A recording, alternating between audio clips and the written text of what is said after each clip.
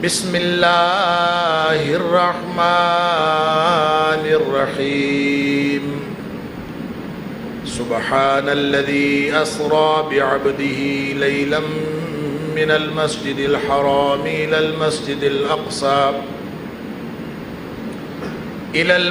الأقصى الذي باركنا حوله لنريه من آياتنا إنه هو السميع البصير۔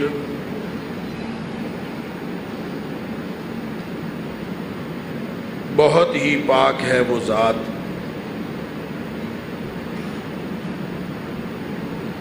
جو لے گئی اپنے بندے کو ایک رات مسجد حرام سے مسجد اقصیٰ تک۔ وہ مسجد اقصیٰ جس کے ارد گرد کو ہم نے برکت عطا فرما رکھی ہے۔ مقصد اس کا یہ تھا لِنُرِيَهُ مِنْ آیاتنا، تاکہ ہم اپنے بندے کو اپنی نشانیاں دکھائیں۔ اِنَّهُ هُوَ السَّمِيعُ الْبَصِيرُ، بے شک وہ ذات بہت سننے والی اور ہمیشہ دیکھنے والی ذات ہے۔ صدق اللہ العظیم۔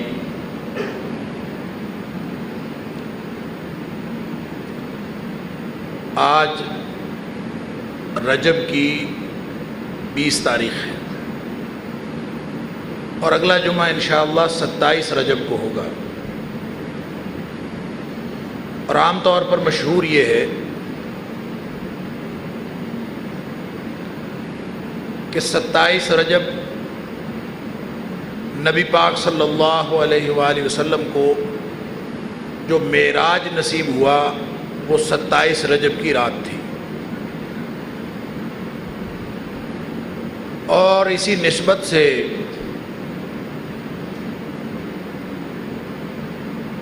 یہ بھی بیان کیا جاتا ہے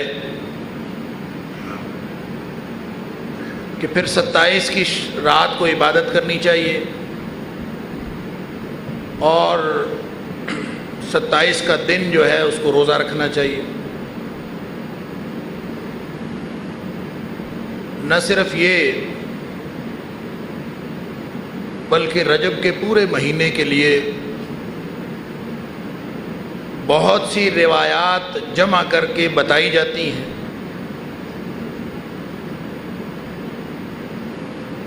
بیان کرنا تو چھوٹی بات، باقاعدہ اس پر مضامین لکھے جاتے ہیں اور اس پر کتابیں لکھی گئی۔ رجب کے مہینے کی فضیلت اور پھر اس کے جو مختلف احکام ہیں، خصوصی طور پر نوافل ادا کیے جاتے ہیں، خصوصی طور پر روزے رکھنے کا اہتمام ہوتا ہے، خاص قسم کی نمازیں، صلاۃ الرغائب کے نام سے ایک نماز، صلاۃ الالفیہ کے نام سے ایک نماز، اور اس طرح کی نمازیں جو ہیں ان کا اہتمام کیا جاتا ہے۔ اسی طرح بعض لوگ یہ بھی بتاتے ہیں کہ رجب کے مہینے میں عمرہ کرنا زیادہ افضل ہے،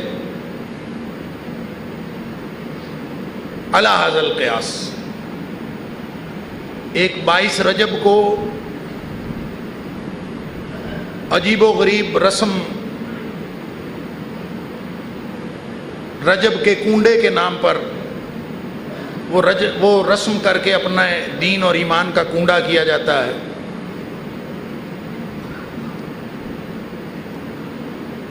علی ھذا القیاس مختلف چیزیں مختلف دین کے نام پر رجب کے مہینے میں بنا رکھی گئی ہیں۔ ان میں سے ایک بات 27 کی رات کی عبادت اور 27 کے دن کا روزہ بھی شامل ہے، اور اس کی مناسبت معراج کا واقعہ بیان کیا جاتا ہے۔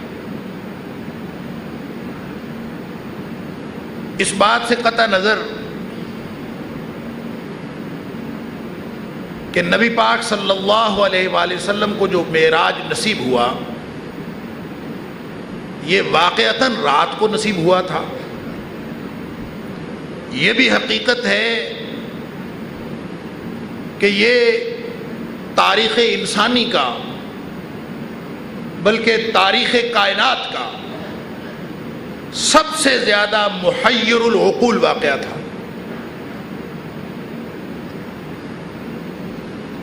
اور یہ بھی حقیقت ہے کہ نبی پاک صلی اللہ علیہ وآلہ وسلم کو معراج نصیب کر کے، معراج عطا فرما کے جو عزت اور تکریم عطا فرمائی گئی وہ کائنات انسانی میں کبھی کسی کو میسر نہیں آئی. یہ ساری باتیں اپنی جگہ ٹھیک ہیں، لیکن سوال یہ پیدا ہوتا ہے کہ کیا اس واقعے کی وجہ سے 27 کی رات کو نبی کریم صلی اللہ علیہ وآلہ وسلم نے خود کبھی خصوصی عبادت کا اہتمام فرمایا، کبھی اس کے روزے کے لیے ترغیب فرمائی؟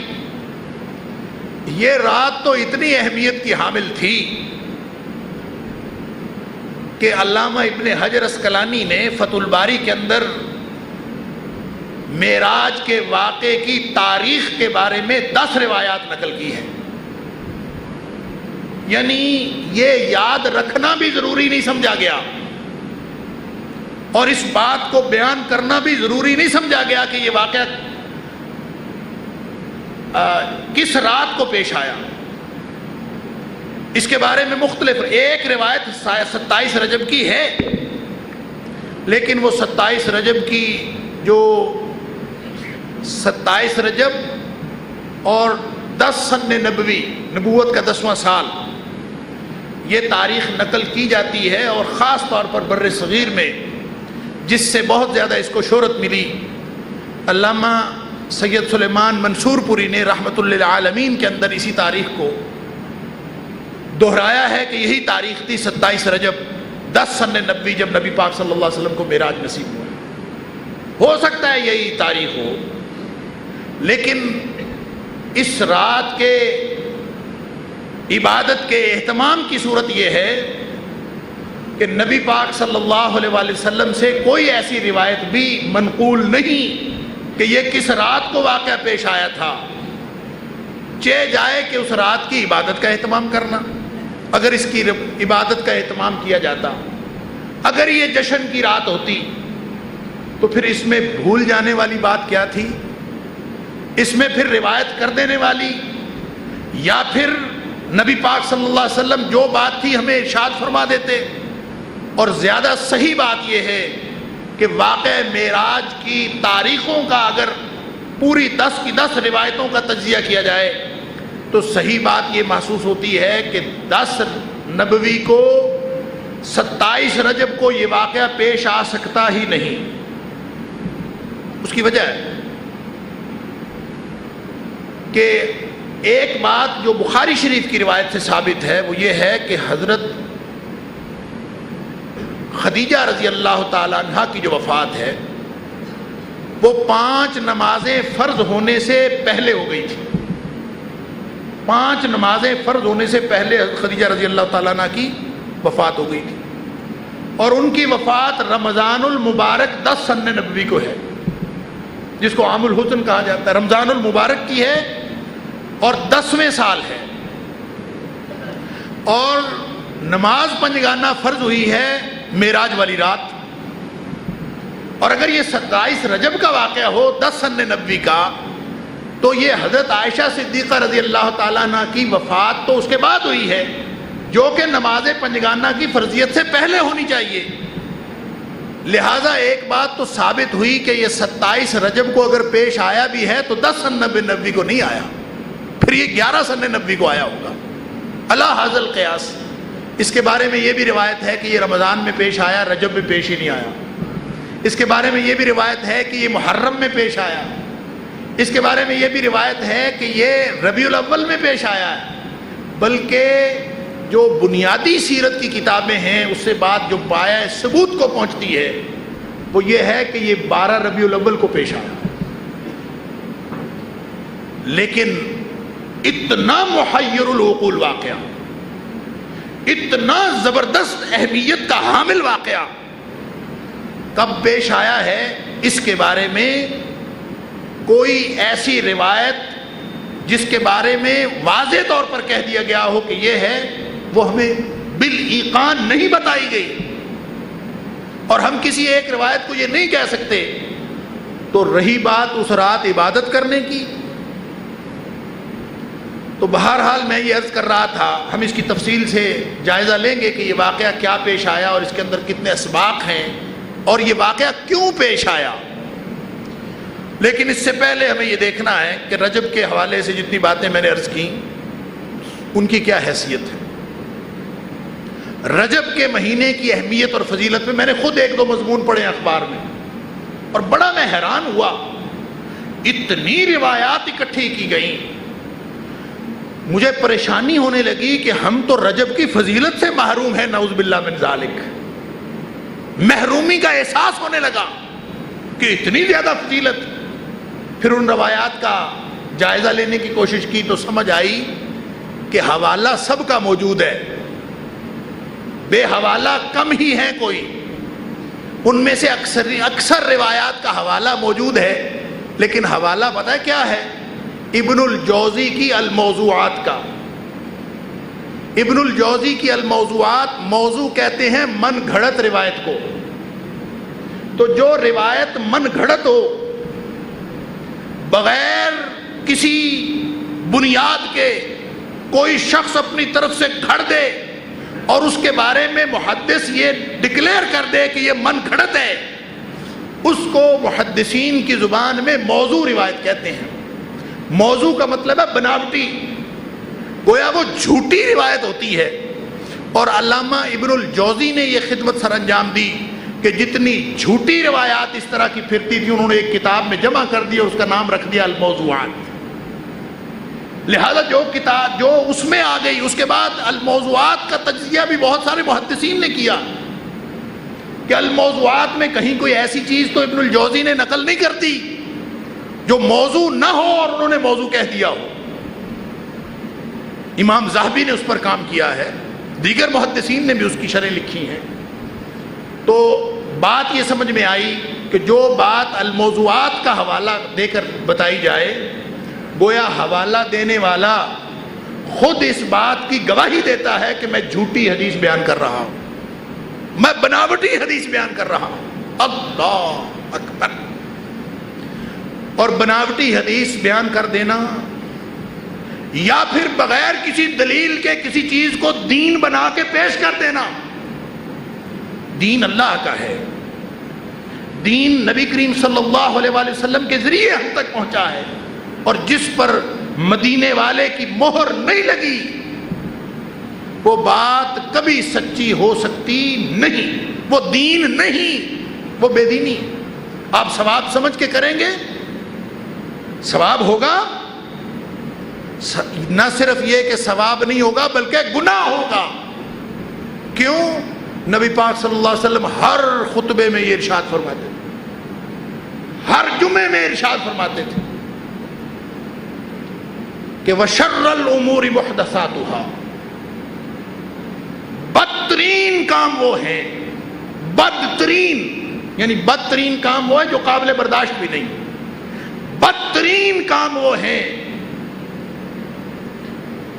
خیر الہدی ہدی محمد صلی اللہ علیہ وسلم، بہترین بات نبی پاک صلی اللہ علیہ وسلم کی بات، اور بدترین بات شر الامور محدثاتها، بدترین بات وہ ہے جو اپنی طرف سے گھڑ لی جائے، نئی بنا لی جائے، جو نبی پاک صلی اللہ علیہ وسلم کے زمانے میں نہیں تھی، جو صحابہ کرام کے دور میں نہیں تھی، وہ بنا لی جائے۔ فرمایا شر الامور، وہ بدترین عملوں میں سے ایک عمل ہوگا، بدترین کاموں میں سے وہ کام ہوگا جو خود گھڑ کے بنا لیا۔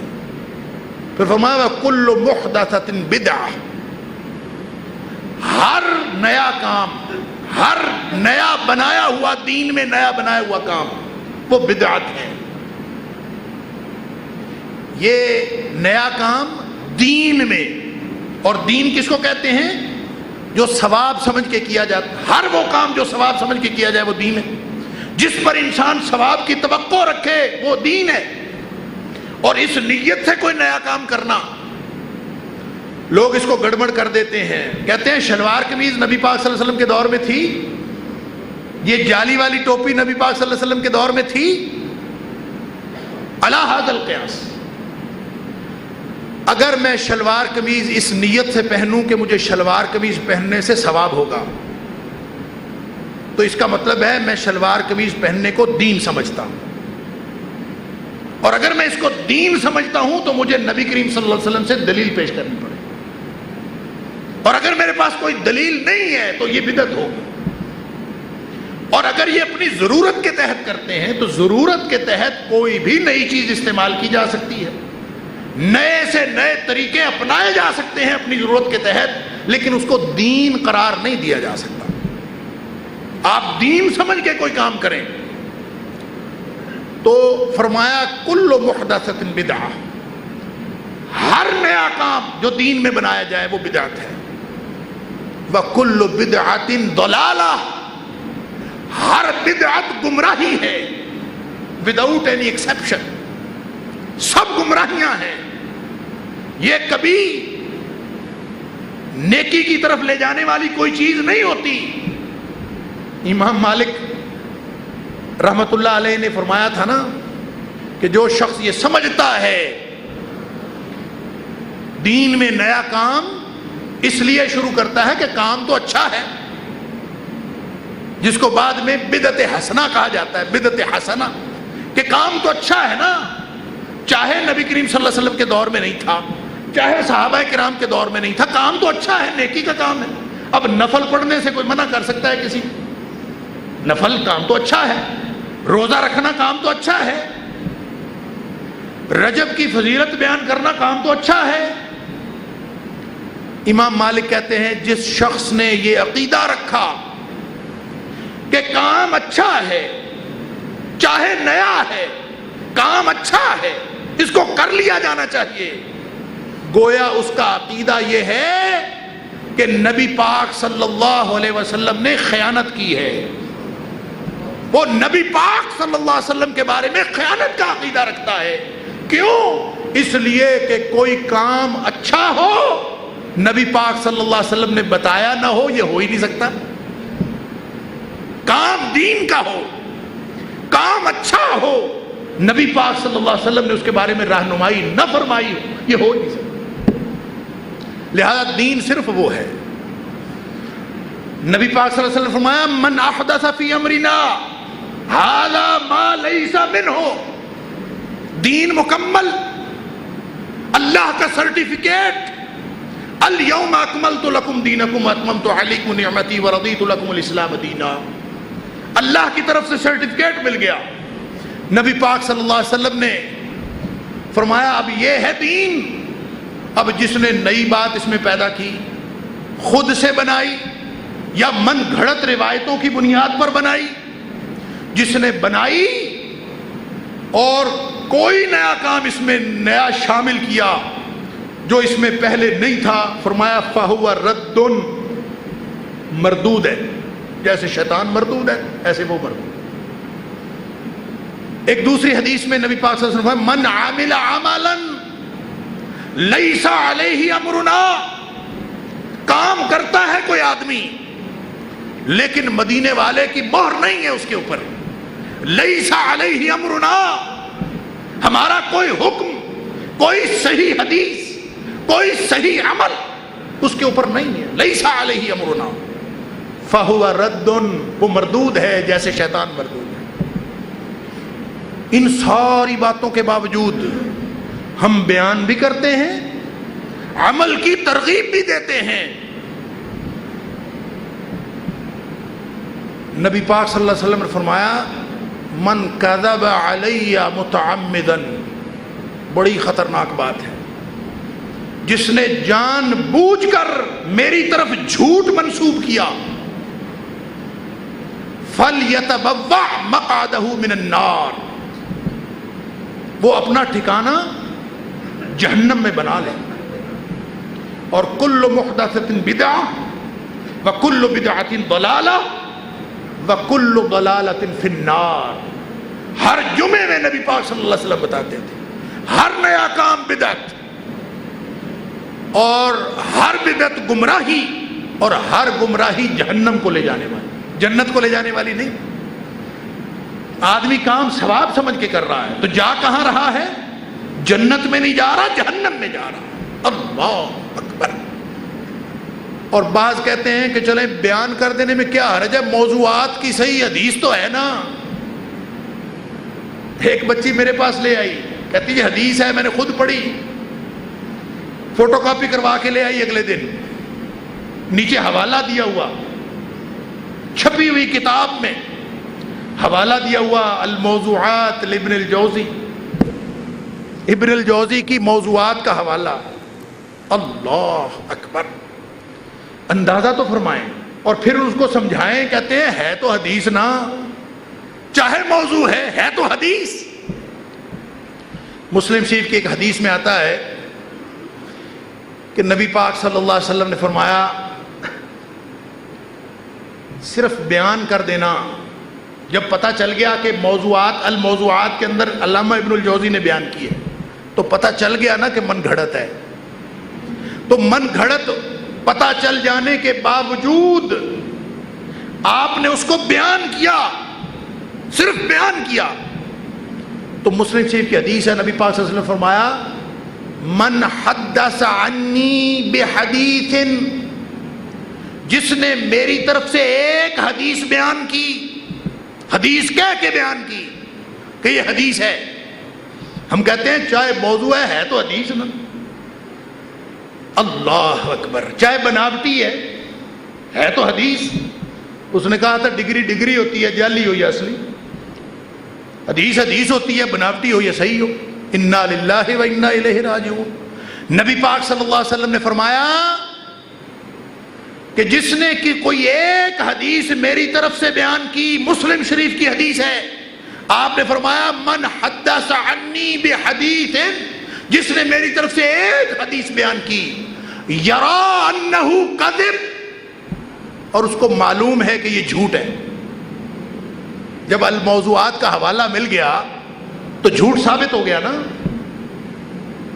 الموضوعات کا حوالہ مل گیا، جھوٹ ثابت ہو گیا، بناوٹی ہونا ثابت ہو گیا. پھر بھی حدیث بیان کی. نبی پاک صلی اللہ علیہ وسلم فرمایا جس نے بیان کی ہے فَهُوَ أَحَدُ الْكَاذِبِينَ، وہ جھوٹوں میں سے ایک جھوٹا وہ ہے جس نے بیان کی ہے. وہ جھوٹا لکھا گیا کیونکہ اس نے الموضوعات کا حوالہ دینے کے باوجود بیان کر دی. اللہ اکبر. لیکن ہم پھر بھی کیے جا رہے ہیں سارا کچھ. رجب کی فضیلت اب سن لیجئے، رجب کی فضیلت ہے کہ نہیں؟ بڑی فضیلت والا مہینہ ہے رجب، فضیلت والا مہینہ ہے. اس کی فضیلت اللہ نے بنائی ہے. 4 مہینے حرمت والے اللہ نے بنائے ہیں. اور اللہ تعالیٰ فرماتے ہیں سورہ توبہ آیت نمبر 36 کے اندر، فرمایا یہ مہینوں کی گنتی 12 کی اس دن سے ہے جس دن سے زمین و آسمان کو اللہ نے تخلیق فرمایا. یہ بعد میں نہیں بنے، اس کا تعلق کسی خاص واقعے کے ساتھ نہیں ہے، یہ اللہ نے بنائے ہیں. ان عدت الشہور عند اللہ 12 شہرا فی کتاب اللہ، اللہ کے ہاں لوح محفوظ میں لکھا ہے کہ یہ 12 مہینے ہیں. یوم خلق السماوات والارض، یہ اس دن سے ہے جس دن سے یہ کائنات پیدا ہوئی. ساتھ فرمایا منہا 4 حرم، ان میں سے 4 مہینے حرمت والے مہینے. یہ اللہ تعالیٰ قرآن میں فرما رہا ہے ذالک الدین القیم. دین تو بس یہ ہے، دین اللہ کا مضبوط اور پختہ دین، یہ بس اتنا ہے. فلا تظلموا فیہن انفسکم، فرمایا اب ان مہینوں میں اپنی جانوں پر ظلم نہ کر بیٹھنا. گویا ان مہینوں میں یہ حرمت والے مہینے، یہ 4، اس کی وضاحت نبی پاک صلی اللہ علیہ وسلم نے فرمائی بخاری شریف کے اندر نبی پاک صلی اللہ علیہ وسلم نے فرمایا یہ چار کون کون سے ہیں؟ ثلاثۃ متوالیات، تین تو وہ ہیں جو یکے بعد دیگرے ہیں، سیدھے ایک ترتیب میں، ذوالقعدہ، ذوالحجہ والمحرم، تین تو یہ آ گئے۔ چوتھا فرمایا وَرَجَبُ مُضَر، وَرَجَبُ مُضَر الَّذِي بَيْنَ جُمَادَى وَشَعْبَانَ، اور چوتھا رجب ہے جو مضر کا مہینہ ہے، یہ مضر والا رجب، مضر والا رجب جو جمادی الثانی اور شعبان کے درمیان ہے۔ اب یہ مضر والے رجب سے کیا مراد ہے؟ یہ بخاری شریف کی حدیث ہے۔ مضر والے رجب سے یہ مراد ہے کہ عربوں میں رجب کے مہینے کی بڑی تعظیم کی جاتی تھی، بلکہ اہل لغت نے لکھا ہے کہ رجب کا معنی ہی عزت والا مہینہ ہے۔ رجب ترجیب سے ہے جس کا معنی ہی تعظیم ہوتا ہے، تو رجب کو دور جاہلیت میں ہی حرمت والا مہینہ سمجھا جاتا تھا، عزت اور احترام والا مہینہ سمجھا جاتا تھا، اور باقی تین مہینے، یہ چاروں کے چاروں مہینے یہ پہلے سے حرمت والے سمجھے جاتے تھے۔ اللہ کے دین نے بھی اس کو قائم رکھا، نبی پاک صلی اللہ علیہ وسلم نے بھی اس کی حرمت کو قائم رکھا، اللہ کریم نے بھی ان کی حرمت کو قائم رکھا۔ لیکن رجب کی جو سارے عرب ان کی اہمیت سمجھتے تھے، لیکن جو مضر تھے نا، مضر قبیلے کا نام ہے، مضر قبیلے کا نام ہے، اور مضر قبیلہ سب سے زیادہ رجب کا احترام کرتا تھا، اس لیے نبی پاک صلی اللہ علیہ وسلم نے فرمایا چوتھا وہ مضر والا رجب ہے جو جمادی الثانی اور شعبان کے درمیان آتا ہے۔ اور وہ دور جاہلیت میں کیا کچھ کرتے تھے؟ رجب کی تعظیم میں بڑی خرافات کرتے تھے۔ عظمت والا مہینہ ہے، اس میں قربانیوں کا خاص طریقہ، اس میں عبادات کا خاص طریقہ، جس میں سے بخاری شریف کی حدیث ہے، ایک ان کی رسم جس کو رجبیہ بھی کہا جاتا تھا اور اس کا نام عتیرہ بھی ہے، اس کا ذکر بخاری شریف کے اندر ہے کہ یہ انہوں نے رجب کے ساتھ خاص کر رکھی تھی کہ رجب کے اندر جو جانوروں کی قربانیاں کرنا یہ ان کا خاص شغل تھا اور خاص اہتمام کرتے تھے اس دور۔ اب اسلام نے، نبی پاک صلی اللہ علیہ وآلہ وسلم نے ان کی اس مہینے کی فضیلت تو قائم رکھی، لیکن ان کی جو خرافات تھیں، جو وہ اپنی بناوٹی عبادات کرتے تھے، نبی پاک صلی اللہ علیہ وسلم نے ان سب کو حرام قرار دے دیا۔ بخاری شریف میں ہے، فرمایا لا فرع ولا عتیرۃ فی الاسلام، یہ رجب تو فضیلت والا مہینہ ہے، لیکن یہ عتیرہ، یہ فرع، یہ ان کی رسموں کے نام ہے، اور عتیرہ کو رجبیہ بھی کہا جاتا تھا۔ فرمایا یہ اسلام کے اندر نہیں ہے، اسلام میں یہ حرام ہے۔ رجب کی فضیلت ہے، ان رسموں کی فضیلت نہیں ہے جو اس مہینے کے اندر کی جائے۔ وہ بعد میں بنے، جو پہلے بنے، کہانیوں کے نام پر بنے، بناوٹی حدیثوں کے نام پر بنے، کسی بھی نام پر بنے، جب نبی پاک صلی اللہ علیہ وسلم سے کوئی صحیح حدیث اس بارے میں منقول ہی نہیں ہے، روایت کی ہی نہیں گئی، تو ہم اپنی طرف سے کیسے بنا سکتے ہیں؟ اللہ اکبر، نہ بنا سکتے ہیں نہ پیش کر سکتے ہیں۔ رجب فضیلت والا مہینہ ہے، رجب حرمت والا مہینہ ہے، تو اللہ فرماتے ہیں فلا تظلموا فیہن انفسکم، گناہ سارے مہینوں میں گناہ ہے، لیکن یہ مہینے چونکہ حرمت والے مہینے ہیں، ان میں گناہ کیا جائے گا تو زیادہ بڑا گناہ لکھا جائے گا۔ اگر کوئی شخص بدعت کا مرتکب ہوتا ہے، بدعت کا ارتکاب کرتا ہے، تو وہ کسی اور مہینے میں کرے گا تو گناہگار اس مہینے میں بھی ہوگا، لیکن اگر حرمت والے مہینے میں کرے گا تو وہ بڑا مجرم قرار پائے گا۔ فلا تظلموا فیہن انفسکم، اللہ نے قرآن میں فرمایا ان مہینوں میں اپنی جانوں پر ظلم نہ کر بیٹھنا دین کے نام پر۔ اور یہ جو 22 رجب کے کنڈوں والا میں نے ذکر کیا، اس کا تو کسی بناوٹی حدیث میں بھی ذکر نہیں، کسی موضوع حدیث میں بھی اس کا ذکر نہیں، کوئی ایسی روایت ہے ہی نہیں، یہ بلکہ بنی ہی بر صغیر میں آ کے ہے۔ داستان عجیب کے نام سے ایک کہانی بنائی گئی، امام جعفر صادق رحمت اللہ علیہ کے ساتھ اس کو منسوب کیا گیا، اور منسوب کر کے ایک عجیب و غریب کہانی، اللہ اکبر، چھپی ہوئی مل جاتی ہے، اس کو پڑھیے گا کبھی اگر موقع ملے تو۔ ایسی جھوٹ کہانی کہ کہانی پڑھتے ہوئے بندے کو احساس ہوتا ہے کہ اس کے جھوٹا ہونے میں کوئی شک نہیں، اور اس کہانی کی بنیاد پر یہ 22 رجب کے کنڈے بنے ہیں۔ یہ سارا جھوٹ کیوں سامنے آ جاتا ہے، کیوں واضح ہو جاتا ہے؟ اس لیے کہ اس کے جھوٹ ہونے میں شک کی کوئی نہیں۔ حقیقت میں 22 رجب کو جو مورخین بیان کرتے ہیں کہ اس رسم کو شروع کرنے والا ایک ایسا شیعہ تھا جس نے امیر معاویہ رضی اللہ تعالی عنہ کی دشمنی میں یہ کام شروع کیا تھا۔ 22 رجب حقیقت میں امیر معاویہ رضی اللہ تعالیٰ عنہ کا یوم وفات ہے۔ اس نے اس دن خوشی منانے اور جشن منانے کا پروگرام بنایا، لیکن چونکہ امکان تھا کہ اگر بظاہر جشن منایا جائے تو لڑائی جھگڑا پڑ سکتا تھا، لہذا اس رسم کے بنیادی قواعد و ضوابط میں یہ بات رکھ دی گئی کہ کنڈے جب بھی کرنے ہیں چھپ کے کرنے، باہر نہیں لانے، کھلانے والوں کو اندر لے جانا، کھانے والے اندر آ جائیں، کنڈے باہر نہیں آنے چاہیے۔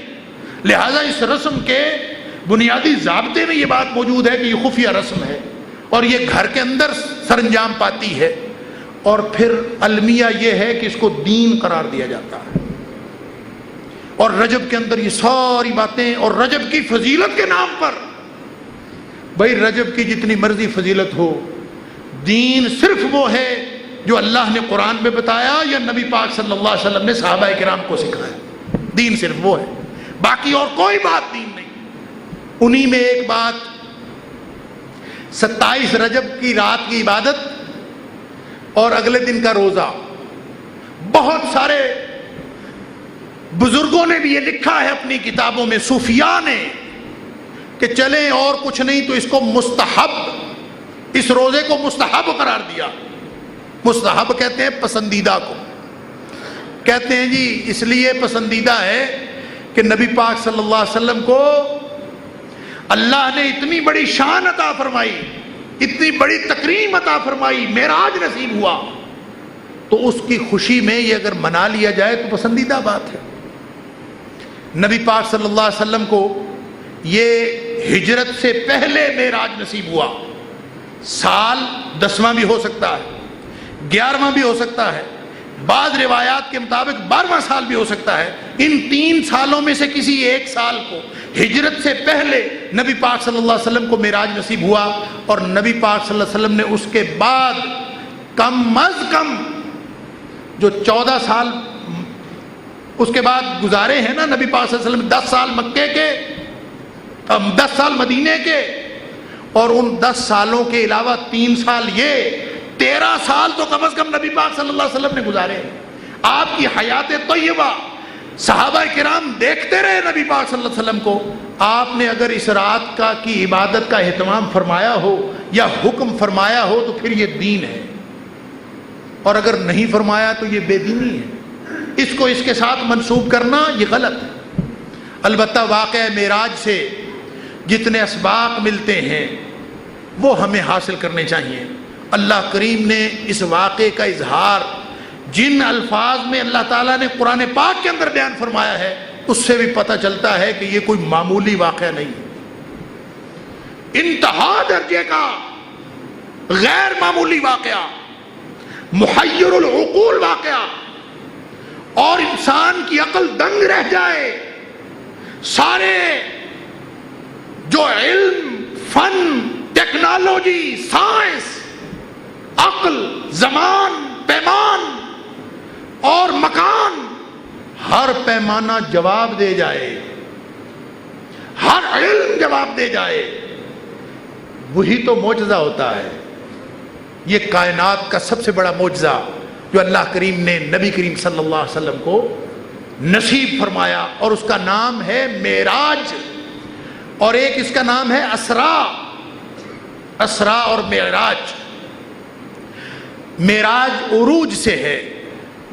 نبی پاک صلی اللہ علیہ وسلم کہتے ہیں کہ اس واقعے کے اصل میں دو حصے ہیں، سیرت نگاروں نے بھی لکھا۔ ایک حصہ اسرا کہلاتا ہے، چلنا، سیر کرنا، اور اللہ کریم نے فرمایا سبحان الذی اسرا بعبدہ لیلا من المسجد الحرام الی المسجد الاقصی۔ اسرا کا ذکر اس آیت میں ہے، معراج کا ذکر صحیح احادیث کے اندر ہے کہ نبی پاک صلی اللہ علیہ وسلم کو صرف اسرا نہیں ہوا، معراج بھی ہوا، دونوں واقعات ہوئے۔ اسرا مکہ سے لے کر یعنی مسجد حرام سے لے کر مسجد اقصی تک کے سفر کو اسرا کہا جاتا، اور مسجد اقصی سے 7ویں آسمان سے اوپر تک کے سفر کو جو اللہ کریم نے نبی پاک صلی اللہ علیہ وسلم کو نصیب فرمایا اس کو معراج کہا جاتا ہے۔ یہ کیسے ہو سکتا ہے کہ اس طرح کا واقعہ بس صرف اس لیے ہوا ہو کہ رات کو عبادت کر لی جائے، صبح کا روزہ رکھ لیا جائے، اس کا مقصد صرف یہ ہو تو بھی نبی پاک صلی اللہ علیہ وسلم وضاحت فرما دے۔ اللہ کریم فرماتے ہیں لِنُرِيَهُ مِنْ آیَاتِنَا، ہم نے تو یہ واقعہ اس لیے برپا کیا، نبی کریم صلی اللہ علیہ وسلم کو یہ سیر اس لیے کروایا تاکہ ان کو اپنی نشانیاں دکھائیں، اور نشانیاں دکھائیں ہم انشاءاللہ اس کا جائزہ لیں گے کہ کیا کیا نشانیاں نبی پاک صلی اللہ علیہ وسلم دیکھی، کیا کچھ دیکھا، اور کیا اس کے اندر سبق کیا ہے ہمارے لیے۔ لیکن سوال یہ پیدا ہوتا ہے کہ اگر نشانیاں ہی دکھانی تھیں تو نشانیاں تو اللہ کریم نبی پاک صلی اللہ علیہ وسلم کو لے جائے بغیر دکھا سکتا تھا، اگر نشانیاں ہی دکھانی تھیں۔ اور وہ بخاری شریف کی حدیث میں، مسلم شریف کی حدیث میں اور مسند احمد کی حدیث میں اس کی وضاحت بھی ہے کہ نبی پاک صلی اللہ علیہ وسلم فرماتے ہیں، لمبا واقعہ ہے، میں اگلے جمعے میں انشاءاللہ اس کو تفصیل سے بیان کروں گا، صرف اشارہ کیے دیتا ہوں کہ جب سارے قریش کی برادری اکٹھی ہو گئی، سارے کافر اکٹھے ہو گئے، اور انہوں نے جب نبی پاک صلی اللہ علیہ وسلم سے سنا کہ آپ نے یہ فرمایا کہ میں رات کو سیر بھی کر آیا ہوں، مسجد اقصی کا بھی اور آسمانوں کا بھی، تو کوئی تالیاں بجانے لگا، کوئی خوشی سے ہنسنے لگا۔ ان کا خیال یہ تھا کہ اتنی نعوذ باللہ من ذالک جھوٹی بات تو ہو نہیں سکتی، اب کوئی بھی تسلیم نہیں کرے۔ کچھ لوگ ایسے تھے جنہوں نے مسجد اقصی دیکھی ہوئی تھی، انہوں نے مسجد اقصی کے بارے میں پوچھنا شروع کر دیا۔ اللہ اکبر، مسلم شریف کے الفاظ کہ نبی پاک صلی اللہ علیہ وسلم فرماتے ہیں کہ جس مشک میں حتیم میں کھڑا تھا مجھ سے سوال پوچھنے شروع ہو گئے، بتاؤ اس کے ستون کتنے، اس کے دروازے کتنے، کھڑکیاں کتنی؟ نبی پاک صلی اللہ علیہ وسلم فرماتے ہیں مجھے تو یاد نہیں تھا، مجھے یاد نہیں تھا، مجھے اتنی تکلیف ہوئی۔ فرمایا میں نے زندگی میں اتنی تکلیف میں اپنے آپ کو نہیں محسوس کیا جتنا اس دن محسوس کیا جب انہوں نے مجھے مسجد اقصی کی نشانیاں پوچھنی شروع کی۔ لیکن نبی پاک صلی اللہ علیہ وسلم فرماتے ہیں کہ جب یہ مجھے مشکل محسوس ہوئی تو اللہ تعالیٰ نے مسجد اقصی میرے سامنے لا کے کھڑی کر دی، میں ادھر سے دیکھتا جاتا تھا اور مسجد اقصی کی نشانیاں ان کے سوالوں کو جواب دیتا جاتا۔ مطلب کیا ہوا کہ اگر اللہ نے نشانیاں ہی دکھانی تھیں تو مسجد اقصی یہاں آ سکتی ہے، تو ساتوں آسمان نبی پاک صلی اللہ علیہ وسلم کے سامنے کیوں نہیں آ سکتے؟